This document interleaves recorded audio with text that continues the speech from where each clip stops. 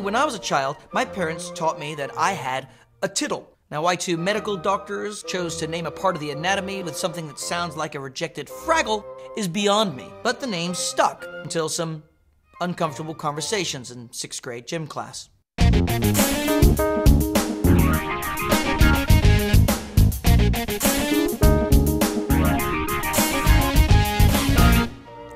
So recently, I was thinking about when my daughter Arden was first learning to talk.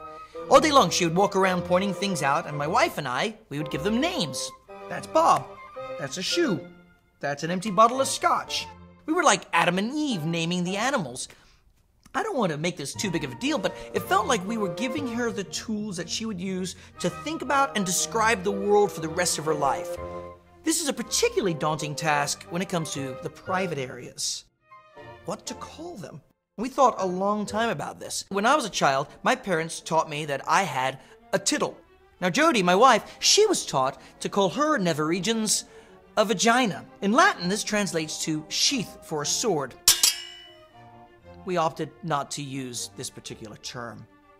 Now one friend of ours, he has a daughter and a son, and he taught the son that he is a birdie and the daughter that she has a nest. The implications of this are too vast to go into. Uncle Boom, this is Arden's uncle, he decided it'd be good to have a name that's kind of cute and sweet. Maybe call the nether regions and the private parts her kitten. We thought that's a great idea until we started imagining future conversations when Arden's friend would tell her, "My kitten bit me last night. Oh no, bad news, my kitten got run over in front of our house. See that hairball? My kitten throws one up every morning." After several other suggestions, we went with yoni, which is an ancient term meaning, among other things, sacred place. And although it's eerily similar to a certain popular soft jazz artist, we decided to go with it. Yoni, or yoni, as Arden likes to say. She likes to point out her yoni. She likes to point out Jody's yoni. She likes to point out her grandmother's yoni. And the waitress's yoni. Suddenly the country has a name. The mystery has a title. And now that Arden has realized that she has a yoni, she's also realizing that her daddy does not.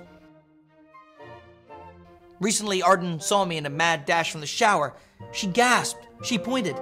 She made an expression that seemed to say, "Oh no, Daddy, something has fallen out." She tilted her head and asked, "Yoni?" No, I said. It's Daddy's tittle. At least it's not birdie.